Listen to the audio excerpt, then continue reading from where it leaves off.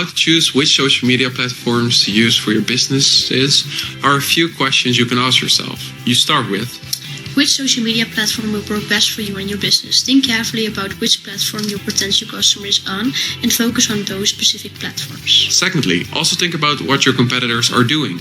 Which platforms are they using, and do you need to be there too? Next, are there opportunities that they are missing that you could take advantage of?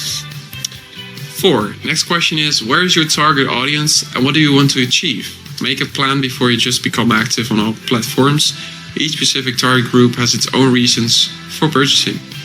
And the last important question is: how much time do you have available for social media? Is it important on social media platforms that you are consistent when posting messages and advertisements to keep customers interested?